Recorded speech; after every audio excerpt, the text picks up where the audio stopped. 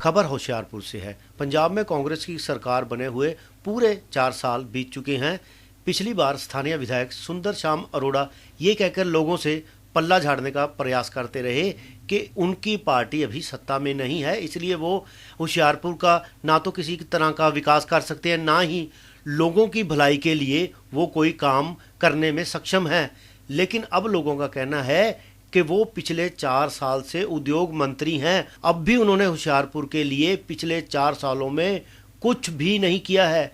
ये विचार व्यक्त किए हैं पंजाब भाजपा के पूर्व कैबिनेट मंत्री और वरिष्ठ नेता तीक्ष्ण सूद ने। तीक्ष्ण सूद ने एक प्रेस कॉन्फ्रेंस में बोलते हुए कहा कि 4 साल पूरे होने के बाद भी कांग्रेस ये नहीं बता सक रही है कि उसने पिछले 4 सालों में पंजाब के लोगों के लिए किया क्या है। कहीं ना कहीं पंजाब की सरकार को अब लोगों को जवाब देना पड़ेगा, ये कहना है तीक्ष्ण सूद का। देखते हैं क्या है ये पूरी खबर। ਪ੍ਰੈਸ ਦੇ ਭੈਣ ਭਰਾਵਾਂ ਦਾ ਸਵਾਗਤਮ ਵੀ ਹੈ ਜੀ, ਸ਼ੁਕਰੀਆ ਵੀ ਆ ਜੀ ਆਇਆਂ ਨੂੰ। ਤੁਸੀਂ ਸਾਡੇ ਥੋੜ੍ਹੇ ਜਿਹੇ ਸਨੇਹ 'ਤੇ ਆਏ ਹੋ। ਅੱਜ ਅਸੀਂ ਤੁਹਾਨੂੰ ਤਕਲੀਫ ਦਿੱਤੀ ਆ। ਪੰਜਾਬ 'ਚ ਕਾਂਗਰਸ ਦੀ ਸਰਕਾਰ ਬਣੇ ਨੂੰ 4 ਸਾਲ ਹੋ ਚੁੱਕੇ ਆ ਔਰ ਹੁਸ਼ਿਆਰਪੁਰ ਨਿਵਾਸੀ ਵੀ ਆਪਣੀ ਖੁਸ਼ਕਿਸਮਤੀ ਸਮਝਦੇ ਸੀ ਬਈ ਜੇ ਸਰਕਾਰ ਕਾਂਗਰਸ ਦੀ ਬਣੀ ਆ ਤਾਂ MLA ਵੀ ਬਣ ਗਿਆ ਔਰ ਉਹਨਾਂ ਨੂੰ ਮੰਤਰੀ ਪਦ ਵੀ ਮਿਲ ਗਿਆ। ਪਰ 4 ਸਾਲ ਬੀਤਣ ਤੋਂ ਬਾਅਦ ਕੀ ਖੋਇਆ ਤੇ ਕੀ ਪਾਇਆ, ਕੀ ਵਾਅਦੇ ਹੋਏ ਸੀ ਤੇ ਕੀ ਨਿਭਾਏ, ਉਹ ਵਿਚਾਰਨੇ ਦਾ ਵਿਸ਼ੇ ਆ ਗਿਆ ਔਰ ਆਮ ਲੋਕ ਉਹਦੇ 'ਤੇ ਚਰਚਾ ਵੀ ਕਰ ਰਹੇ ਆ। ਸੋ ਜੇ ਅਸੀਂ ਕੁੱਲ ਮਿਲਾ ਕੇ 2 ਲਾਈਨਾਂ 'ਚ ਕਹਿਣਾ ਹੋਵੇ ਤਾਂ ਇੱਦਾਂ ਲੱਗਦਾ ਕਿ 4 ਸਾਲ ਇਹ ਹੁਸ਼ਿਆਰਪੁਰ ਦੇ ਹਰ ਪੱਖੋਂ ਹੀ ਬਰਬਾਦ ਚਲੇ ਗਏ। ਸੋ ਇਹਨਾਂ 4 ਸਾਲਾਂ ਦਾ ਜਿਹੜਾ ਕੱਚਾ ਚਿੱਠਾ ਅਸੀਂ ਅੱਜ ਤੁਹਾਡੇ ਅੱਗੇ ਲੈ ਕੇ ਆਏ ਹਾਂ, ਅਤੇ ਕਿਉਂਕਿ ਪਿਛਲੀ ਵਾਰੀ 2012 ਦੇ ਵਿੱਚ ਸਾਡੇ ਮੌਜੂਦਾ ਮੰਤਰੀ ਸਾਹਿਬ ਉਹ MLA ਚੁਣੇ ਗਏ ਸੀ ਔਰ 5 ਸਾਲ ਵਿਧਾਨ ਸਭਾ ਦੇ ਵਿੱਚ ਮੈਂ ਜਾਂਦਾ ਵੀ ਰਿਹਾ, ਮੈਂ ਐਡਵਾਈਜ਼ਰ ਵੀ ਰਿਹਾ ਉਦੋਂ CM ਸਾਹਿਬ ਦਾ। ਮੈਂ ਉਹਨਾਂ ਨੂੰ ਕਦੀ ਉੱਥੇ ਆਪਣੇ ਇਲਾਕੇ ਦੀ ਕੋਈ ਗੱਲ ਚੱਕਦੇ ਸੁਣਿਆ ਨਹੀਂ, ਕਿਸੇ ਹੋਰ ਨੇ ਸੁਣਿਆ ਤਾਂ ਮੈਨੂੰ ਪਤਾ ਨਹੀਂ। ਮੈਂ ਨਹੀਂ ਦੇਖਿਆ ਉਹਨਾਂ ਨੇ ਹੁਸ਼ਿਆਰਪੁਰ ਦੀ ਕੋਈ ਗੱਲ ਕੀਤੀ ਹੈ। ਹਾਂ ਇੰਨਾ ਜ਼ਰੂਰ ਹੈ, ਜਦੋਂ ਵੀ ਹੁਸ਼ਿਆਰਪੁਰ ਦੇ ਲੋਕ, ਕਿਉਂਕਿ ਉਹਨਾਂ ਨੇ ਆਪਣੇ ਚੁਣੇ ਹੋਏ ਨੁਮਾਇੰਦੇ ਕੋਲ ਜਾਣਾ ਹੁੰਦਾ, ਓਪੋਜੀਸ਼ਨ ਵਾਲੇ ਨੇ ਓਪੋਜੀਸ਼ਨ ਦੇ ਤਰੀਕੇ ਦੇ ਨਾਲ ਕੰਮ ਕਰਾਉਣਾ ਹੁੰਦਾ, ਰੂਲਿੰਗ ਵਾਲੇ ਨੇ ਰੂਲਿੰਗ ਵਾਲੇ ਤਰੀਕੇ ਨਾਲ ਕੰਮ ਕਰਾਉਣਾ। ਤਾਂ ਉਹਨਾਂ ਦਾ ਇੱਕੋ ਹੀ ਰਟਾਇਆ ਜਵਾਬ ਹੁੰਦਾ ਸੀ, ਮੇਰੀ ਤਾਂ ਸਰਕਾਰ ਨਹੀਂ ਹੈ। ਇਹ ਕਹਿ ਕੇ ਉਹ ਆਪਣਾ ਪੱਲਾ ਝਾੜ ਲੈਂਦੇ ਸੀ। ਲੋਕਾਂ ਨੇ ਇਹ ਵੀ ਚਾਅ ਲਾ ਦਿੱਤਾ ਉਹਨਾਂ ਦਾ, ਇਹ ਵੀ ਚਾਅ ਲਾ ਦਿੱਤਾ ਲੋਕਾਂ ਨੇ। ਸਰਕਾਰ ਵੀ ਬਣ ਗਈ ਔਰ ਬੜਾ ਅਹਿਮ ਮਹਿਕਮਾ ਵੀ ਮਿਲ ਗਿਆ ਔਰ ਇਹਨਾਂ ਦਾ ਮੰਤਰੀ ਸਾਹਿਬ ਦਾ ਜੋ ਏਜੰਡਾ ਰਿਹਾ ਜਾਂ ਲੋਕਲ ਮੈਨੀਫੈਸਟੋ ਰਿਹਾ ਜਾਂ ਜੋ ਵੀ ਤੁਸੀਂ ਉਹਨੂੰ ਕਹਿ ਸਕਦੇ ਹੋ, ਜਾਂ ਵਾਅਦਿਆਂ ਦੀ ਇੱਕ ਲੜੀ ਸੀ, ਉਹਦੇ ਵਿੱਚ ਮੈਂ ਲੰਬੀ ਆ, ਉਹ ਲੰਬੀ ਨਾ ਛਪਦੀ ਆ ਨਾ ਗੱਲ ਕਰਨੇ ਦੀ ਲੋੜ ਹੁੰਦੀ ਆ। ਕੁਝ ਪ੍ਰਮੁੱਖ ਗੱਲਾਂ ਜਿਹੜੀਆਂ ਇਹਨਾਂ ਦੀਆਂ ਬਹੁਤ ਸਟਰੈਸ ਕਰਦੇ ਹੁੰਦੇ ਸੀ, ਉਹ ਇੱਕ ਤਾਂ ਮੈਂ ਜੀ ਲਾਹੌਰ ਦੀ ਤਰ੍ਹਾਂ 'ਤੇ ਫੂਡ ਸਟਰੀਟ ਲੈ ਕੇ ਆਵਾਂਗਾ। ਲੋਕਾਂ ਦੇ ਤਾਂ ਮੂੰਹ 'ਚ ਲਾਰਾਂ ਆ ਕੇ ਵੀ ਸੁੱਕ ਗਈਆਂ, ਪਤਾ ਨਹੀਂ ਉਹ 'ਚ ਕੀ ਕੀ ਵਿਅੰਜਨ ਮਿਲਣਗੇ, ਕੀ ਕੀ ਖਾਣ ਨੂੰ ਮਿਲੇਗਾ। ਲਾਹੌਰ ਦੀ ਫੂਡ ਸਟਰੀਟ ਲੋਕ ਡੀਕਦੇ ਆ, ਪਰ 4 ਸਾਲ ਬੀਤਣੇ ਦੇ ਬਾਅਦ ਵੀ ਉਹ ਫੂਡ ਸਟਰੀਟ ਨਹੀਂ ਮਿਲੀ ਔਰ ਇੱਥੇ ਤੱਕ ਕਿ CM ਸਾਹਿਬ ਤੋਂ ਵੀ ਉਹਦੀ ਅਨਾਊਂਸਮੈਂਟ ਕਰਾ ਦਿੱਤੀ। ਔਰ ਮਾਤਾ ਚਿੰਤਪੁਰਨੀ ਦੇ ਆਪਣੇ ਆਪ ਨੂੰ ਭਗਤ ਕਹਾਉਂਦੇ ਆ। ਮਾਤਾ ਚਿੰਤਪੁਰਨੀ ਜਾਣ ਵਾਲੇ ਸ਼ਰਧਾਲੂਆਂ ਲਈ ਇੱਕ ਵਾਅਦਾ ਕੀਤਾ ਸੀ ਉਹਨਾਂ ਨੇ, ਇੱਥੇ ਧਰਮਸ਼ਾਲਾ ਬਣਾ ਕੇ ਦੇਣ ਦਾ। ਜੇ ਮੈਂ ਗਲਤ ਹਾਂ ਮੈਨੂੰ ਟੋਕ ਦਈਓ ਕਿ ਤੁਸੀਂ ਇਹ ਗਲਤ ਕਿਹਾ, ਉਹਨਾਂ ਨੇ ਇੱਕ ਵਾਅਦਾ ਨਹੀਂ ਕੀਤਾ ਸੀ। ਮੈਂ ਉਹ ਜੇ ਗਲਤ ਹੋਇਆ ਮੈਂ ਵਾਪਸ ਲੈ ਲਾਂਗਾ। ਉਹ ਧਰਮਸ਼ਾਲਾ ਵੀ ਲੱਭਦੇ ਆ ਲੋਕ, ਵੀ ਅਨਾਉਂਸਮੈਂਟ ਹੋਈ ਸੀ, ਬੜੀ ਵੱਡੀ ਸਰਕਾਰ ਦੇ ਮੰਤਰੀ ਵੀ ਬਣ ਗਏ ਆ, ਉਹ ਧਰਮਸ਼ਾਲਾ ਵੀ ਹਾਲੇ ਤੱਕ ਸਾਨੂੰ ਕਿਤੇ ਦੇਖਣ ਨੂੰ ਨਹੀਂ ਮਿਲੀ। ਫਿਰ ਇੱਕ ਬੀੜਾ ਚੁੱਕਿਆ, ਸ਼ਹਿਰ ਦੇ ਸਾਰੇ ਆਉਣ ਵਾਲੇ ਰਸਤਿਆਂ 'ਤੇ ਆਪਾਂ ਬਹੁਤ ਸੋਹਣੇ ਐਂਟਰੀ ਪੁਆਇੰਟ ਗੇਟ ਬਣਾਵਾਂਗੇ। ਉਹ ਵੀ ਮੇਰਾ ਖਿਆਲ CM ਸਾਹਿਬ ਦੇ ਹੁੰਦੇ ਅਨਾਉਂਸਮੈਂਟ ਹੋਈ ਸੀ। ਐਂਟਰੀ ਪੁਆਇੰਟ ਗੇਟ ਤੁਹਾਨੂੰ ਕਿਤੇ ਲੱਭਿਆ ਮੈਨੂੰ ਵੀ ਦਿਖਾ ਦਿਓ, ਮੈਂ ਜਾ ਕੇ ਦੇਖ ਆਵਾਂ। ਇਸੇ ਤਰ੍ਹਾਂ ਇਹਨਾਂ ਦਾ ਇੱਕ ਬਹੁਤ ਜਿਹਨੂੰ ਕਹਿੰਦੇ ਆ ਬਹੁਤ ਇੱਕ ਫੇਵਰੇਟ ਜਿਹਨੂੰ ਕਹਿੰਦੇ ਪ੍ਰਾਇੋਰਟੀ ਵਾਲਾ ਇੱਕ ਇਹਨਾਂ ਦਾ ਹਮੇਸ਼ਾ ਹੀ ਵਾਅਦਾ ਰਿਹਾ ਕਿ ਮੈਂ ਲੜਕੀਆਂ ਦਾ ਡਿਗਰੀ ਕਾਲਜ ਸਰਕਾਰੀ ਖੋਲ੍ਹਾਂਗਾ। ਪਿਛਲੇ ਚੁਣਾਵਾਂ 'ਚ ਵੀ, ਉਹ ਤੋਂ ਪਿਛਲੇ ਚੁਣਾਵਾਂ 'ਚ, ਪਿਛਲੀ ਵਾਰੀ ਤਾਂ ਮੰਤਰੀ ਨਹੀਂ ਬਣੇ, ਐਤਕੀ ਮੰਤਰੀ ਬਣਿਆ। ਸਰਕਾਰੀ ਲੜਕੀਆਂ ਦਾ ਡਿਗਰੀ ਕਾਲਜ ਹਾਲੇ ਤੱਕ ਸਾਨੂੰ ਨਾ ਉਹਦੀ ਨੀਂਹ ਆ, ਨਾ ਉਹਦੀ ਕੋਈ ਅਨਾਉਂਸਮੈਂਟ ਆ, ਨਾ ਉਹਦਾ ਲਈ ਕੋਈ ਫੰਡ ਆ। ਕਿਉਂਕਿ ਅਸੀਂ 4 ਸਾਲ ਬਾਅਦ ਇਸ ਕਰਕੇ ਕਰ ਰਹੇ ਹਾਂ ਕਿ ਲਾਸਟ ਬਜਟ ਜਿਹੜਾ ਹੈਗਾ ਉਹ ਆ ਚੁੱਕਿਆ ਹੈ। ਲਾਸਟ ਬਜਟ ਆ ਚੁੱਕਿਆ, ਹੁਣ ਕੋਈ ਸਕੋਪ ਨਹੀਂ ਹੈਗਾ ਹੋਰ। ਜੇ ਉਹਦੇ ਬਾਵਜੂਦ ਵੀ ਕੁਝ ਕਰ ਦੇਣ ਤਾਂ ਆਪਾਂ ਹੁਸ਼ਿਆਰਪੁਰ ਵਾਲੇ ਧੰਨਵਾਦੀ ਹੋਵਾਂਗੇ। ਪਰ ਇਹ ਜਿਹੜੇ ਵਾਅਦੇ ਆ, ਇਹ ਇਹਨਾਂ ਦੀ ਲੜੀ ਹੈਗੀ ਆ ਲੜਕੀਆਂ ਦਾ ਕਾਲਜ। ਫਿਰ ਇੱਕ ਸਭ ਤੋਂ ਵੱਡੀ ਗੱਲ ਜਿਹੜੀ ਕਰ ਦਿੰਦੇ, ਮੈਂ ਹੁਸ਼ਿਆਰਪੁਰ 'ਚ ਇੰਡਸਟਰੀ ਲੈ ਕੇ ਆਊਂਗਾ। ਬਹੁਤ ਇਹਨਾਂ ਦਾ ਇਹ ਜਿੱਦਾਂ ਵੱਡਾ ਬਾਜਾ ਵੱਜਦਾ ਹੁੰਦਾ ਨਾ, ਪਰਮਾਤਮਾ ਨੇ ਮਿਹਰ ਕੀਤੀ ਆ, ਇੰਡਸਟਰੀ ਮਿਨਿਸਟਰ ਬਣਾ ਦਿੱਤਾ ਤੇ ਚਲੋ ਇਹਨੂੰ ਮੌਕਾ ਦੇ ਦਈਏ। ਜੇ ਕੋਈ ਇੰਡਸਟਰੀ ਤੁਹਾਨੂੰ ਹੁਸ਼ਿਆਰਪੁਰ 'ਚ ਵਿਧਾਨ ਸਭਾ ਖੇਤਰ 'ਚ ਲੱਭੀ ਆ ਤਾਂ ਦੱਸ ਦਿਓ। ਹਾਂ, ਮੈਂ ਇੱਕ ਕੋਈ ਲੁਕਾਉਣਾ ਛੁਪਾਉਣਾ ਨਹੀਂ ਆ, ਇੱਕ ਬਹੁਤ ਦੇਰ ਦਾ ਪੈਂਡਿੰਗ ਪ੍ਰੋਜੈਕਟ ਸੀ ਪਿਛਲੀ ਸਰਕਾਰ ਦੇ ਵੇਲੇ ਦਾ, ਕੋਕਾ ਕੋਲਾ ਇੰਡਸਟਰੀ ਦਾ। ਉਹਦੇ 'ਚ ਬਹੁਤ ਸਾਰੀਆਂ ਟੈਕਨੀਕਲ ਪ੍ਰੋਬਲਮ ਸੀ, ਪਾਣੀ ਦੀ ਖਪਤ ਦਾ, ਹੋਰ ਐਮਪਲੋਇਮੈਂਟ ਦਾ। ਉਹ ਇਹਨਾਂ ਨੇ ਕਲੀਅਰ ਕਰਾ ਕੇ ਆਪਣੇ ਫਾਰਮ ਹਾਊਸ ਦੇ ਨਾਲ ਕੋਕਾ ਕੋਲਾ ਦਾ ਪਲਾਂਟ ਲਵਾ ਦਿੱਤਾ, ਜਿਹੜਾ ਅੱਜ ਸਭ ਤੋਂ ਵੱਡਾ ਖਤਰਾ ਹੁਸ਼ਿਆਰਪੁਰ ਵਾਸਤੇ ਬਣ ਚੁੱਕਿਆ। ਸਭ ਤੋਂ ਵੱਡਾ ਖਤਰਾ, ਇਹ ਨੋਟ ਕਰ ਲਿਓ, ਇਹ ਚੀਜ਼ਾਂ ਨਾ ਰਿਕਾਰਡ 'ਚ ਰੱਖਣੇ ਵਾਲੀਆਂ ਆ।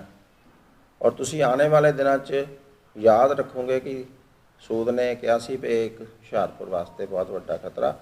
ਸਾਨੂੰ ਪੀਣ ਦਾ ਪਾਣੀ ਨੇ 15 ਸਾਲ ਬਾਅਦ ਮਿਲੂਗਾ। ਜਿੱਥੇ ਵੀ ਇਹ ਪਲਾਂਟ ਗਏ ਹੈਗੇ ਆ ਕੋਕਾ ਕੋਲਾ ਵਰਗੇ, ਉੱਥੇ ਸੋਕਾ ਹੀ ਪੈ ਗਿਆ, ਮਰੁਸਤਲ ਬਣ ਗਿਆ। ਚਾਹੇ ਬੰਗਲੌਰ 'ਚ ਸੀ, ਚਾਹੇ ਇੱਥੇ ਲੁਧਿਆਣੇ ਕੋਲ ਸੀਗਾ, ਤੁਹਾਨੂੰ ਸਾਰਿਆਂ ਨੂੰ ਪਤਾ ਨਾ, ਬੋਟਲਿੰਗ ਪਲਾਂਟ ਆ। 1 ਕਰੋੜ ਲੀਟਰ ਅੰਮ੍ਰਿਤ ਵਰਗਾ ਮਿੱਠਾ ਕੰਢੀ ਦਾ ਪਾਣੀ ਉਹ ਡੇਲੀ ਕੋਕਾ ਕੋਲਾ ਪਲਾਂਟ ਜਿਹੜਾ ਕੰਜ਼ਿਊਮ ਵੀ ਕਰ ਰਿਹਾ, ਬਰਬਾਦ ਵੀ ਕਰ ਰਿਹਾ। ਤੇ 150 ਜਿਹੜਾ ਟਰਾਲਾ ਉੱਥੋਂ ਭਰ ਕੇ ਜਾਂਦਾ, ਉਹ ਸੜਕਾਂ ਨੂੰ ਵੀ ਬਰਬਾਦ ਕਰ ਰਿਹਾ। ਇਹ ਸਾਡੇ ਸਾਰੇ ਟਿਊਬਲ ਸਾਰੇ ਸੁੱਕ ਜਾਣੇ ਆਉਣ ਵਾਲੇ ਸਮੇਂ 'ਤੇ। ਸਭ ਤੋਂ ਵਧੀਆ ਪਾਣੀ ਹੈ ਇੱਥੇ ਦਾ, ਕੰਢੀ ਦਾ, ਨਾਨ ਪੋਲਿਊਟਡ ਪਾਣੀ। ਉਹਦੇ ਨਾਲ ਇਹਨਾਂ ਦੀ ਸਿਰਫ ਹੋ ਸਕਦਾ ਜ਼ਮੀਨ ਦੀ ਕੀਮਤ ਵੱਧ ਗਈ ਹੋਵੇ, ਪਰ ਹੁਸ਼ਿਆਰਪੁਰ ਦੇ ਇੱਕ ਬੰਦੇ ਨੂੰ ਵੀ ਉਹਦੇ 'ਚ ਨੌਕਰੀ ਨਹੀਂ ਮਿਲੀ। ਐਸੀਆਂ ਹੀ ਕੁਝ ਟੈਕਨੀਕਲ ਪ੍ਰੋਬਲਮਸ ਕਰਕੇ ਉਹ ਪ੍ਰੋਜੈਕਟ ਲੁਕਿਆ ਪਿਆ ਸੀ, ਜਿਹੜਾ ਇਹਨਾਂ ਨੇ ਕਲੀਅਰ ਕਰਾਇਆ ਪਿਓਰਲੀ ਆਪਣੇ ਬੈਨੀਫਿਟ ਲਈ, ਪਿਓਰਲੀ ਹੁਸ਼ਿਆਰਪੁਰ ਦੇ ਜਨਰਲ ਜੋ ਮਫਾਦ ਆ ਉਹਨੂੰ ਨਜ਼ਰਅੰਦਾਜ਼ ਕਰਦੇ ਨੇ। ਸੋ ਇਸ ਤਰੀਕੇ ਦੀਆਂ ਇਹਨਾਂ ਦੀਆਂ ਕਮਿਟਮੈਂਟਸ ਸੀਗੀਆਂ, ਜਿਹੜੀਆਂ ਇਹ ਹੁਸ਼ਿਆਰਪੁਰ ਨਿਵਾਸੀ ਅੱਜ ਵੀ ਉਡੀਕਦੇ ਆ ਕਿ ਇਹ ਕਦ ਪੂਰੀਆਂ ਹੋਣਗੀਆਂ। ਉੱਥੇ ਕਰਨਾ ਕੀ ਆ, ਕਹਿਣ ਨੂੰ ਮਿਲਟਰੀ ਅਕੈਡਮੀ ਆ, ਇਹ ਉੱਦਾਂ ਹੀ ਮਿਲਟਰੀ ਅਕੈਡਮੀ ਆ ਜਿੱਦਾਂ MMM ਹੈ ਤੇ ਆਕਾਸ਼ ਅਕੈਡਮੀ ਆ। ਉੱਥੇ ਮੋਟੀ ਫੀਸ ਲੈ ਕੇ ਇਹਨਾਂ ਨੇ ਲੋਕਾਂ ਨੂੰ, ਬੱਚਿਆਂ ਨੂੰ ਜਿਹੜੇ NDA 'ਚ ਜਾਂ IMA 'ਚ ਜਿਨ੍ਹਾਂ ਨੇ ਅਪੀਅਰ ਹੋਣਾ, ਪੇਡ ਉਹਨਾਂ ਨੂੰ ਇਹਨਾਂ ਨੇ ਉੱਥੇ ਪੜ੍ਹਾਉਣਾ ਹੈਗਾ। ਐਡੀ ਵੈਲਿਊਏਬਲ ਜ਼ਮੀਨ ਵਾਪਸ ਲਈ। ਉੱਥੇ ਗਰਾਊਂਡ ਆ ਇੱਕ ਫੁੱਟਬਾਲ ਦੀ, ਉੱਥੇ ਫੁੱਟਬਾਲ ਦੇ ਬੜੇ ਖਿਲਾੜੀ ਬਣ ਕੇ ਨਿਕਲਦੇ ਸੀ ਪਿਜਵਾੜਾ ਗਰਾਊਂਡ 'ਚ। ਉਹ ਗਰਾਊਂਡ ਵੀ ਖਤਮ ਹੋ ਗਈ ਔਰ ਸਕੂਲ ਵੀ ਖਤਮ ਹੋ ਗਿਆ। 600 ਪਰਿਵਾਰਾਂ ਦੇ ਬੱਚੇ ਇਸ ਵੇਲੇ ਉਹਨਾਂ ਦਾ ਜਿਹੜਾ ਫਿਊਚਰ ਆ ਉਹ ਹਨੇਰੇ 'ਚ ਆ। ਕੋਈ ਕਿਤੇ ਪਾਤਾ, ਕਿਤੇ ਐਕਸਟਰਾ ਕਲਾਸਾਂ, ਕਿਤੇ ਬਹਿਣ ਦੀ ਜਗ੍ਹਾ ਨਹੀਂ। ਤਾਂ ਕਰੋਨਾ ਕਰਕੇ ਹਾਹਾਕਾਰ ਨਹੀਂ ਮਚੀ। ਕਰੋਨਾ ਦਾ ਫਾਇਦਾ ਉਠਾ ਕੇ ਇਹਨਾਂ ਨੇ ਉਹ ਸਾਰੀ ਜ਼ਮੀਨ ਦਾਨ ਕੀਤੇ ਹੋਏ ਹੜੱਪ ਕਰ ਲਈ। ਅੱਜ ਤੱਕ ਸੁਣਿਆ ਨਹੀਂ ਕਿ ਡੋਨੇਟਡ ਜ਼ਮੀਨ 100-150 ਸਾਲ ਬਾਅਦ ਉਹਨੂੰ ਵਾਪਸ ਕਦੀ ਕਰਾਇਆ ਜਾਵੇ, ਉਹ ਵੀ ਸਰਕਾਰ ਤੋਂ ਦਿੱਤੀ ਹੋਈ, ਜਿੱਥੇ ਸਰਕਾਰ ਦਾ ਕਰੋੜਾਂ ਰੁਪਈਏ ਦੀਆਂ ਗਰਾਂਟਾਂ ਆ ਕੇ ਲੱਗ ਚੁੱਕੀਆਂ ਸੀ, ਉਹ ਸਾਰੀਆਂ ਬਿਲਕੁਲ ਬਰਬਾਦ ਜਾਣਗੀਆਂ। ਔਰ ਜਿਹੜਾ ਵੀ ਬੰਦਾ ਉੱਥੇ ਸਿਰ ਚੁੱਕਣ ਦੀ ਕੋਸ਼ਿਸ਼ ਕਰਦਾ ਆ, ਉੱਥੇ ਐਜੂਕੇਸ਼ਨ ਡਿਪਾਰਟਮੈਂਟ ਦੇ ਰਾਹੀਂ ਉਹਨਾਂ ਪਰਿਵਾਰਾਂ ਨੂੰ, ਜਿਨ੍ਹਾਂ ਦੇ ਬੱਚੇ ਦੁਖੀ ਹੋਏ, ਉਹਨਾਂ ਨੂੰ ਧਮਕੀਆਂ ਪਹੁੰਚਾਈਆਂ ਜਾਂਦੀਆਂ ਵੀ ਜੇ ਤੁਸੀਂ ਸਿਰ ਚੁੱਕਿਆ ਤਾਂ ਤੁਹਾਡਾ ਹਸ਼ਰ ਮਾੜਾ ਹੋਊਗਾ। ਉਹਦੇ ਬਾਅਦ ਇੱਥੇ ਤੁਹਾਨੂੰ ਯਾਦ ਹੋਊਗਾ ਅਕਾਲੀ ਭਾਜਪਾ ਸਰਕਾਰ ਵੇਲੇ ਹਾਊਸ ਟੈਕਸ ਨੂੰ ਹਟਾ ਕੇ, ਉਹ ਸੈਂਟਰ ਗੌਰਮੈਂਟ ਦੀ ਸਕੀਮ ਸੀ, ਸੈਂਟਰ 'ਚ ਇਹਨਾਂ ਦੀ ਸਰਕਾਰ ਸੀ, ਇਹ ਕੰਪਲਸਰੀ ਕੀਤਾ ਜਾਣਾ ਸੀ ਕਿ ਪ੍ਰੋਪਰਟੀ ਟੈਕਸ ਲਗਾਇਆ ਜਾਵੇ। ਔਰ ਪ੍ਰੋਪਰਟੀ ਟੈਕਸ ਆਪਾਂ ਸਾਰੇ ਹੁਸ਼ਿਆਰਪੁਰ 'ਚ ਰਹਿਣ ਵਾਲੇ ਹਾਂ, ਦੁਕਾਨਦਾਰ ਵੀ ਹਾਂ, ਰੈਜ਼ੀਡੈਂਸ਼ੀਅਲ ਵੀ ਸਾਡੇ ਕੋਲ ਪ੍ਰਾਪਰਟੀਆਂ, ਉਹ ਸ਼ਾਇਦ ਆਮ ਤੌਰ 'ਤੇ ਹਾਊਸ ਟੈਕਸ ਤੋਂ ਘੱਟ ਅਖੀਰ 'ਚ ਸਰਕਾਰ ਨੇ ਫਿਕਸ ਕੀਤਾ। 15% ਕਿਰਾਏ ਦਾ ਹੁੰਦਾ ਸੀ ਕਮਰਸ਼ੀਅਲ 'ਤੇ, ਤਾਂ ਉਹ ਵੀ 7.5% ਕਰਤਾ। ਸੋ ਸਭ ਨੂੰ ਹਾਊਸ ਟੈਕਸ ਨਾਲੋਂ ਰਾਹਤ ਮਿਲੀ, ਪਰ ਸਾਡੇ ਮੰਤਰੀ ਜੀ ਸਮੇਤ ਹੁਸ਼ਿਆਰਪੁਰ ਦੇ ਬਾਕੀ MLA'ਆਂ ਨੇ ਬੜੀ ਬੇਸ਼ਰਮੀ ਦੇ ਨਾਲ ਨੰਗੇ ਧੜ ਹੋ ਕੇ, ਤੁਹਾਨੂੰ ਕਹੋ ਮੈਂ ਫੋਟੋਆਂ ਵੀ ਪਹੁੰਚਾ ਦਿੰਦਾ ਦੁਆਰਾ ਇਕੱਲੇ ਨੂੰ WhatsApp 'ਤੇ, ਇਹਨਾਂ ਨੇ ਫੋਟੋ ਖਿਚਾ ਕੇ ਅਸੀਂ ਜੀ ਪ੍ਰੋਪਰਟੀ ਟੈਕਸ ਮਾਫ ਕਰਾਂਗੇ, ਪ੍ਰੋਪਰਟੀ ਟੈਕਸ ਮਾਫ ਕਰਾਂਗੇ। ਪ੍ਰੋਪਰਟੀ ਟੈਕਸ ਮਾਫ ਹੋ ਗਿਆ ਜੀ, ਹੋ ਗਿਆ? ਪ੍ਰੋਪਰਟੀ ਟੈਕਸ ਮਾਫ ਨਹੀਂ ਹੋਇਆ। ਇਹ ਲੋਕਾਂ ਨੂੰ ਗੁੰਮਰਾਹ ਕੀਤਾ। ਹੋਇਆ ਕੀ ਆ, ਜਿਹੜਾ 10 ਮਰਲੇ ਤੱਕ ਦਾ ਪਲਾਟ ਸੀ, ਉਹਦੇ 'ਚ 240 ਰੁਪਏ ਸਾਲਾਨਾ ਲੱਗਦੇ ਸੀ ਸੀਵਰੇਜ ਅਤੇ ਵਾਟਰ ਸਪਲਾਈ ਦੇ। ਤੁਸੀਂ ਸਾਰੇ ਭੁਗਤ ਭੋਗੀ ਹੋ, ਤੁਹਾਨੂੰ ਬਿੱਲ ਆਉਂਦੇ ਆ ਉਹਦੇ। ਹੁਣ ਕਿੰਨੇ ਲੱਗਦੇ ਆ? 3 ਮਹੀਨੇ ਬਿੱਲ ਆਉਂਦਾ ਅਤੇ 1260 ਰੁਪਈਏ ਉਹਦੇ ਲੱਗਦੇ ਆ। ਕਿੰਨਾ ਹੋ ਗਿਆ? 6 ਗੁਣੇ ਦੇ 5 ਗੁਣੇ ਤੋਂ ਉੱਪਰ। ਅਤੇ 10 ਮਰਲੇ ਵਾਲਿਆਂ ਨੂੰ ਤੋਂ ਉੱਪਰ ਵਾਲਿਆਂ ਨੂੰ ਹੋਰ ਪ੍ਰਸ਼ਾਦ ਵਾਧੂ ਮਿਲ ਗਿਆ। ਉਹਨਾਂ ਦੇ ਵੀ 240 ਲੱਗਦੇ ਸੀ, ਉਹਨਾਂ ਨੂੰ 1260 ਤੋਂ ਵੱਧ ਲੱਗ ਗਿਆ। ਲਾਇਸੈਂਸ ਫੀਸ ਵਧਾ ਦਿੱਤੀ, ਕਲੈਕਟਰ ਰੇਟ, ਜ਼ਮੀਨਾਂ ਨੂੰ ਕੋਈ ਨਾ ਕੋਈ ਗਾਹਕ ਨਾ ਕੋਈ ਸੌਦਾ, 25% ਕਲੈਕਟਰ ਰੇਟ ਵਧਾ ਦਿੱਤੇ ਆ। ਹਾਂਜੀ, ਕਰਪਸ਼ਨ ਦਾ ਬੋਲਬਾਲਾ, ਨਾ ਕੋਈ ਰਜਿਸਟਰੀ ਹੋਵੇ, ਆ ਨਕਸ਼ੇ ਪਾਸ ਨਹੀਂ ਕੋਈ ਹੁੰਦੇ ਸਿਵਾਏ ਮੰਤਰੀ ਜੀ ਦੇ ਪਰਸਨਲ ਚੇਤਿਆਂ ਦੇ ਬੰਦਿਆਂ ਤੇ, ਸਿਵਾਏ ਕੋਈ ਨਕਸ਼ਾ ਪਾਸ ਨਹੀਂ ਹੁੰਦਾ, ਕੋਈ ਰਜਿਸਟਰੀ ਨਹੀਂ ਹੁੰਦੀ, ਅਤੇ ਬਿਲਕੁਲ ਪੂਰੀ ਐਡਮਿਨਿਸਟ੍ਰੇਸ਼ਨ ਮੁੱਠੀ 'ਚ ਲਈ ਵੀ ਆ। ਗੁੰਡਾ ਰਾਜ ਆ। ਆਹ ਤਾਂ ਨਕਸ਼ਿਆਂ ਦਾ ਤੁਹਾਨੂੰ ਪਤਾ ਹੀ ਆ ਸਾਰਿਆਂ ਨੂੰ, ਵਿਜੀਲੈਂਸ ਨੇ ਵੀ ਉਹ ਫੜਿਆ ਬੰਦਾ। ਖੈਰ ਇਹ ਤਾਂ ਇੱਕ ਐਵੇਂ ਇੱਕ ਜੱਗ ਦਿਖਾਵਾ ਹੁੰਦਾ, ਪਰ ਜੋ ਕੁਛ ਉੱਥੇ ਹੋ ਰਿਹਾ ਤੁਹਾਤੋਂ ਵੀ ਲੁਕਿਆ ਨਹੀਂ, ਸਾਤੋਂ ਵੀ ਲੁਕਿਆ ਨਹੀਂ। ਤੁਸੀਂ ਸਾਰੇ ਇਸ ਸ਼ਹਿਰ ਦੇ ਰਹਿਣ ਵਾਲੇ ਹੋ। ਅਤੇ ਸੈਂਟਰ ਦੀਆਂ ਸਕੀਮਾਂ, ਅੰਮ੍ਰਿਤ ਯੋਜਨਾ ਜਿਹੜੀ ਸੀ, ਸੀਵਰੇਜ ਵਾਟਰ ਸਪਲਾਈ ਦਾ ਰਹਿੰਦਾ ਕੰਮ ਪੂਰਾ ਕਰਨਾ ਸ਼ਹਿਰ 'ਚ, ਸੈਂਟਰ ਦੀ ਸਕੀਮ ਸੀ। 26 ਦਸੰਬਰ 2016 ਨੂੰ ਇਹਦਾ ਉਦਘਾਟਨ ਹੋਇਆ, ਟੈਂਡਰ ਲੱਗ ਗਏ। 3 ਸਾਲ ਤੱਕ ਉਹ ਸਕੀਮ ਇਹਨਾਂ ਨੇ ਪੈਂਡਿੰਗ ਰੱਖ ਕੇ ਹੁਣ ਉਹ ਸਕੀਮ ਦਾ ਵੱਧ ਤੋਂ ਵੱਧ ਲਾਭ ਆਪਣੀਆਂ ਕਲੋਨੀਆਂ, ਆਪਣੇ ਚਹੇਤਿਆਂ ਦੀਆਂ ਕਲੋਨੀਆਂ ਨੂੰ ਦੇਣ 'ਚ ਲੱਗਿਆ। ਆਮ ਸ਼ਹਿਰੀ ਹਾਲੇ ਤੱਕ ਵੀ ਉਹ ਤੋਂ ਵਾਂਝਾ ਹੈ। ਅਤੇ ਵਿਕਾਸ ਦੇ ਨਾਂ 'ਤੇ ਸਿਰਫ ਸੜਕਾਂ 'ਤੇ PC ਪਵਾਉਣਾ, ਔਰ PC ਵੀ ਪਤਾ ਨਹੀਂ ਉਹ ਕੀ ਲੱਭਣਾ ਉਹਦੇ 'ਚੋਂ, ਮੋਟੀ ਲੇਅਰ ਜਿਹਦਾ ਕੋਈ ਫਾਇਦਾ ਨਹੀਂ, ਜਿਹਦੀ ਕੋਈ ਜ਼ਰੂਰਤ ਨਹੀਂ। ਅੱਜ ਸਾਰਾ ਸ਼ਹਿਰ ਪੁੱਟਿਆ ਪਿਆ। ਲੋਕ 200 ਗਜ਼ ਜਾਣਾ ਹੋਵੇ ਤਾਂ 2 ਕਿਲੋਮੀਟਰ ਦਾ ਚੱਕਰ ਲਾਉਣਾ ਪੈਂਦਾ, ਪੱਖੀਆਂ ਟੁੱਟ ਜਾਂਦੀਆਂ।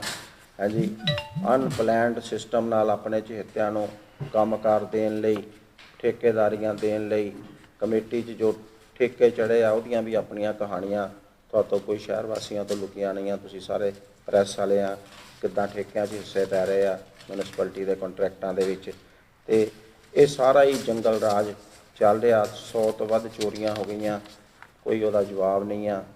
ਹਾਂਜੀ, ਗੈਂਗਸਟਰ ਜਿਹੜੇ ਆ ਉਹ ਸ਼ਰੇਆਮ ਇੱਥੇ ਘੁੰਮ ਰਹੇ ਹੈਗੇ ਆ।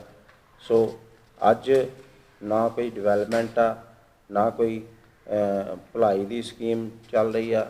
ਰਾਸ਼ਨ ਜਿਹੜਾ ਮੋਦੀ ਸਰਕਾਰ ਵੇਲੇ ਗਰੀਬ ਕਲਿਆਣ ਦਾ ਆਇਆ, ਉਹ ਕਿੱਥੇ ਕਿੱਥੇ ਪਿਆ ਰਿਹਾ।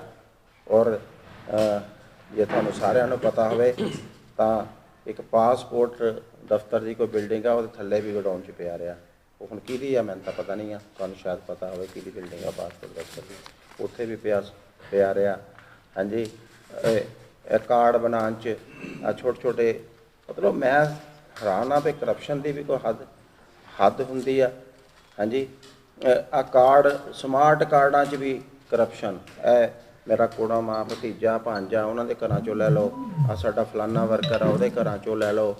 ਹਾਂਜੀ, ਸਰਕਾਰੀ ਜਾਇਦਾਦਾਂ 'ਤੇ ਦੜਾ ਦੜ ਕਬਜ਼ੇ ਹੋ ਰਹੇ ਆ, ਨਹੀਂ ਤੁਹਾਨੂੰ ਪਤਾ ਲੱਗਦਾ। ਤੁਸੀਂ ਉੱਥੇ ਚੋਬੰਦ 'ਤੇ ਜਾਓ, ਉੱਥੇ ਮੈਂ ਸ਼ਿਕਾਇਤ ਕਰ ਚੁੱਕਾ। ਕੱਲ੍ਹ ਵੀ ਮੇਰੀ ਡੀਸੀ ਨਾਲ ਗੱਲ ਹੋਈ, SDM ਨਾਲ ਵੀ ਗੱਲ ਹੋਈ 2-4 ਵਾਰੀ। ਉਸ ਵੇਲੇ ਮੂੰਹ ਪੂੰਝਣ ਵਾਲੇ ਬੰਦਾ ਭੇਜ ਦਿੰਦੇ ਆ, ਪਿੱਛੇ ਫੋਨ ਆ ਜਾਂਦੇ ਆ, ਔਰ ਕਰੋੜਾਂ ਦੀਆਂ ਜਾਇਦਾਦਾਂ 'ਤੇ ਕਬਜ਼ੇ ਹੋ ਰਹੇ ਆ। ਝੂਠੇ ਵਾਅਦਿਆਂ ਨਾਲ ਲੋਕਾਂ ਨੂੰ ਭਰਮਾਇਆ ਜਾ ਰਿਹਾ। ਇੱਥੇ ਇੱਕ ਬੱਚਾ ਮਰ ਗਿਆ, ਸਾਣ ਨੇ ਮਾਰ ਦਿੱਤਾ ਨਿਊ ਮਾਡਲ ਟਾਊਨ 'ਚ। ਉੱਥੇ ਗਏ, ਮਹਾਰਾਜ ਜੀ 2 ਲੱਖ ਰੁਪਈਆ ਤੁਹਾਨੂੰ ਸਰਕਾਰ ਵੱਲੋਂ ਦੇਵਾਂਗੇ। ਉਹਦਾ ਰੋਜ਼ ਮੈਨੂੰ ਫੋਨ ਆ ਜਾਂਦਾ ਵੀ 2 ਲੱਖ ਰੁਪਈਆ। ਮੈਂ ਕਿਹਾ ਜਿਹਨੇ ਅਨਾਊਂਸ ਕੀਤਾ ਉਹੀ ਦੱਸਣਗੇ, ਅਸੀਂ ਤਾਂ CM ਸਾਹਿਬ ਤੋਂ ਬਾਂਹ ਫੜ ਕੇ ਲਿਆਂਦੇ ਹੁੰਦੇ ਸੀਗੇ ਚੈੱਕ। ਸੋ ਇਹ ਸਾਰਾ ਝੂਠਿਆਂ ਦਾ ਰਾਜ, ਝੂਠਿਆਂ ਦੀ ਸਰਕਾਰ। ਔਰ 4 ਸਾਲ ਬੀਤ ਗਏ ਆ, 5ਵਾਂ ਸਾਲ ਤੁਹਾਡੇ ਸਾਹਮਣੇ ਆ। ਇਹ 4 ਸਾਲ ਦਾ ਅਸੀਂ ਜਿਹੜਾ ਕੱਚਾ ਚਿੱਠਾ ਤੁਹਾਡੇ ਸਾਹਮਣੇ ਰੱਖ ਰਹੇ ਹਾਂ, ਅਤੇ ਰਿਕੁਐਸਟ ਹੈ ਕਿ ਤੁਸੀਂ ਇਹ ਲੋਕਾਂ ਤੱਕ ਪਹੁੰਚਾਓ ਤਾਂ ਕਿ ਸ਼ਾਇਦ ਤੁਹਾਡੇ ਵਿੱਚ ਪੈਣ ਨਾਲ, ਤੁਹਾਡੇ ਛਾਪਣੇ ਨਾਲ ਕੋਈ ਸੁਧਾਰ ਹੋ ਜਾਵੇ, ਜਨਤਾ ਨੂੰ ਕੋਈ ਰਾਹਤ ਮਿਲ ਸਕੇ। ਸੋ ਇੰਨੀ ਬੇਨਤੀ ਤੁਹਾਡੇ ਕਰਨ ਵਾਸਤੇ ਅਸੀਂ ਅੱਜ ਹਾਜ਼ਰ ਹੋਏ। भाजपा हमने अभी ये इनका कच्चा चिट्ठा खोला। इश्यूज और भी बहुत हैं आने वाले समय में। बड़े सारे ये टैक्स डेवलपमेंट टैक्स लग रहा है और बड़ी चीज़ें हो रही हैं। हम इसके एक एक मुद्दे को लोगों तक ले जाएंगे, उसके लिए संघर्ष करेंगे, क्योंकि ये इनके वायदे हैं। इनको वायदे याद भी कराएंगे और वायदे पूरे करने के लिए इनको फोर्स भी करेंगे।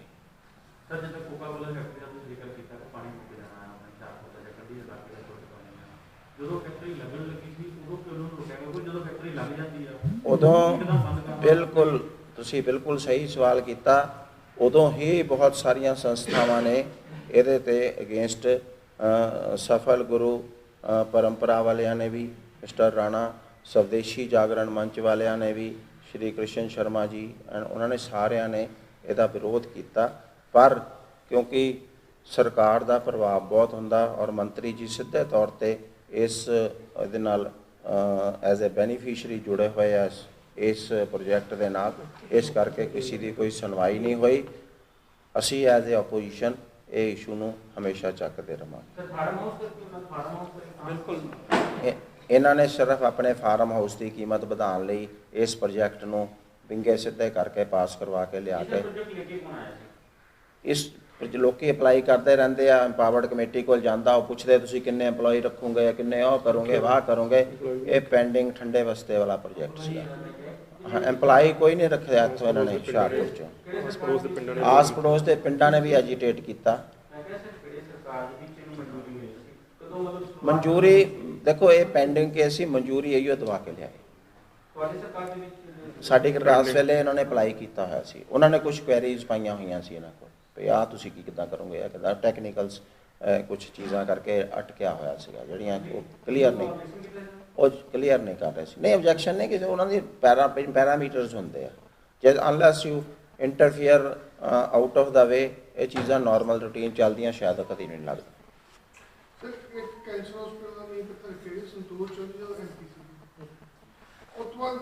दो-तीन साल बाद फिर रखता उर्दू की जगह शिमला रखता बढ़िया है तक नहीं। 3 साल पहले रख के खत्म होने ਨੂੰ 1 साल रह गया। नहीं, बड़ी अफसोस की गल नहीं बनया। तो इस गवर्नमेंट वेले भी कैप्टन साहब भी कह गए। इस तो इलावा इत्थे सिद्धू साहब ਨੂੰ ਇੱਕ ਦਿਨ ਲਿਆਏ ਸਾਡੇ ਮੰਤਰੀ ਸਾਹਿਬ, ਉਦੋਂ ਲੋਕਲ ਗਵਰਨਮੈਂਟ ਮਿਨਿਸਟਰ ਸੀ। ਉਹ ਇੱਥੇ 110 ਕਰੋੜ ਰੁਪਈਏ ਦੇ ਪ੍ਰੋਜੈਕਟ ਪਸੰਦ ਤਾਂ 110 ਕਰੋੜ ਵੀ ਕਿਤੇ ਨਹੀਂ ਦਿਖਦਾ। ਇੱਥੇ ਸਾਰੇ 13ਵੇਂ 14ਵੇਂ ਫਾਈਨੈਂਸ ਕਮਿਸ਼ਨ ਦੇ ਜਿਹੜੇ ਪੈਸੇ ਆ ਪਿੰਡਾਂ 'ਚ ਆਏ ਆ, RDF ਦਾ ਇੱਕ ਪੈਸਾ ਨਹੀਂ। ਤੁਸੀਂ ਰਿਕਾਰਡ ਕਢਾ ਕੇ ਦੇਖ ਲਓ, ਮੇਰੇ ਕੋਲ ਰਿਕਾਰਡ ਸਾਰਾ ਪਿਆ। ਉਹ ਜਿਹੜਾ ਉਹਦੇ ਨਾਲ ਡਿਵੈਲਪਮੈਂਟ ਹੁੰਦੀ ਪੰਚਾਇਤਾਂ, ਉਸ ਉੱਥੇ ਜਾ ਕੇ ਮੰਤਰੀ ਜੀ ਉਦਘਾਟਨ ਕਰ ਜਾਂਦੇ ਆ। ਉਹ 'ਚ ਸਟੇਟ ਗਵਰਨਮੈਂਟ ਦਾ ਕੋਈ ਫੰਡ ਹੀ ਨਹੀਂ ਹੈਗਾ। ਸੋ ਇਸ ਤਰੀਕੇ ਦੇ ਨਾਲ ਸਟੇਟ ਗਵਰਨਮੈਂਟ ਵੱਲੋਂ ਵਿਕਾਸ ਲਈ ਕੁਛ ਨਹੀਂ। ਹਾਂਜੀ, ਜਿੰਨੇ ਪਿੰਡਾਂ 'ਚ ਐਤਕੀ ਫਾਈਨਾਂਸ ਸੈਂਟਰ ਵੱਲੋਂ ਮੈਂ ਆਪਣੇ ਇਹ ਮੋਢਿਆਂ ਤੇ ਗੋਡਿਆਂ ਤੋਂ ਬਹੁਤ ਦੁਖੀ ਸੀ। ਮੇਰੇ ਲਈ ਤਾਂ ਤੁਰਨਾ ਫਿਰਨਾ ਵੀ ਇੰਨਾ ਔਖਾ ਹੋਇਆ ਸੀ, ਮੈਂ ਦੱਸ ਵੀ ਨਹੀਂ ਸਕਦਾ। ਪਰ ਜਦ ਤੋਂ ਮੈਨੂੰ ਫੀ ਰਿਲੀਫ ਮਿਲਿਆ 2.5-3 ਮਹੀਨੇ ਇਸਤੇਮਾਲ ਕਰਨ ਤੋਂ ਬਾਅਦ ਗੋਡੇ ਵੀ ਓਕੇ, ਮੋਢੇ ਵੀ ਓਕੇ। ਜੀ ਤੁਸੀਂ ਵੀ ਕਿਸੇ ਇਸ ਤਰ੍ਹਾਂ ਦੀ ਬਿਮਾਰੀ ਤੋਂ ਪਰੇਸ਼ਾਨ ਹੋ ਤੇ ਬੇਝਿਜਕ ਹੋ ਕੇ ਇਸ ਨੂੰ ਇਸਤੇਮਾਲ ਕਰੋ। ਸਿਰਫ 2.5-3 ਮਹੀਨੇ ਇਹ 125 ਬਿਮਾਰੀਆਂ ਤੱਕ ਦਾ ਇਲਾਜ ਕਰ ਸਕਦਾ ਹੈ। ਫੀ ਰਿਲੀਫ ਹਮੇਸ਼ਾ ਯਾਦ ਰੱਖੋ। ਬਸ ਕੁਝ ਦਿਨਾਂ ਤੋਂ ਮੈਨੂੰ ਬਾਲਾਂ ਦੀ ਬੜੀ ਸਮੱਸਿਆ ਸੀ। ਮੇਰੇ ਬਾਲ ਝੜਨੇ ਸ਼ੁਰੂ ਹੋ ਗਏ ਸੀ। ਮੈਨੂੰ ਮੇਰੇ ਦੋਸਤ ਨੇ ਆਇਲ ਫੀ ਰਿਲੀਫ ਵਾਲੇ ਦੱਸਿਆ। ਮੈਂ ਇਹ ਤੇਲ 3 ਕੁ ਮਹੀਨੇ ਲਾਣਾ ਆਪਣੇ ਸਿਰ ਤੇ ਅਪਲਾਈ ਕੀਤਾ। ਇਹ ਬਿਲਕੁਲ ਆਯੁਰਵੈਦਿਕ ਤੇਲ ਹੈ, ਇਹਦਾ ਕੋਈ ਸਾਈਡ ਇਫੈਕਟ ਨਹੀਂ ਹੈ। ਤੇ ਮੇਰੇ ਬਾਲ ਜਿਹੜੇ ਗੰਜਪਣ ਪੈਣਾ ਸ਼ੁਰੂ ਹੋ ਗਿਆ ਸੀ ਉਹ ਦੁਬਾਰਾ ਆਉਣ ਲੱਗ ਗਏ। ਤੇ ਮੈਨੂੰ ਤਾਂ ਬੜਾ ਫਾਇਦਾ ਦਿੱਤਾ ਇਸ ਨੇ। ਜੇ ਤੁਹਾਨੂੰ ਵੀ ਕਿਸੇ ਇਸ ਤਰ੍ਹਾਂ ਦੀ ਪ੍ਰੋਬਲਮ ਦਾ ਤੁਸੀਂ ਸਾਹਮਣਾ ਕਰ ਰਹੇ ਹੋ ਤਾਂ ਇਹ ਤੇਲ ਲਾਣਾ ਨਾ ਭੁੱਲੋ। ਕਿਤੇ ਨਾ ਕਿਤੇ ਅਸੀਂ ਆਪਣੇ ਬਾਲਾਂ ਕਰਕੇ ਸ਼ਰਮ ਫੀਲ ਕਰਦੇ ਹਾਂ ਕਿ ਸੋਸਾਇਟੀ 'ਚ ਬੈਠੇ ਹਾਂ ਕਿ ਕੋਈ ਮਜ਼ਾਕ ਨਾ ਕਰ ਰਿਹਾ ਹੋਏ। ਪਰ ਥੈਂਕਸ ਟੂ ਫ੍ਰੀ ਲੀਫ ਜਿਹਨੇ ਮੇਰਾ ਇਹ ਕੌਨਫੀਡੈਂਸ ਬਿਲਡ ਕੀਤਾ, ਜਿਹਦੇ ਲਗਾਉਣ ਨਾਲ ਮੈਂ ਮਾਰਕੀਟ 'ਚ ਹੁਣ ਬੜਾ ਹੀ ਕੌਨਫੀਡੈਂਟ ਹਾਂ ਔਰ ਇਹਦੇ ਨਾਲ ਮੈਨੂੰ ਬੜਾ ਫਾਇਦਾ ਹੋਇਆ। ਅਤੇ ਮੈਨੂੰ ਸਰਵਾਈਕਲ ਦੀ ਵੀ ਦਿੱਕਤ ਸੀ ਅਤੇ ਉਹਦੇ ਨਾਲ ਵੀ ਮੈਨੂੰ ਬੜਾ ਰਿਲੀਫ ਮਿਲਿਆ। ਇਹ ਯੂਜ਼ ਕਰੋ ਅਤੇ ਮੈਂ ਪ੍ਰੈਕਟੀਕਲ ਯੂਜ਼ ਕਰ ਰਿਹਾ।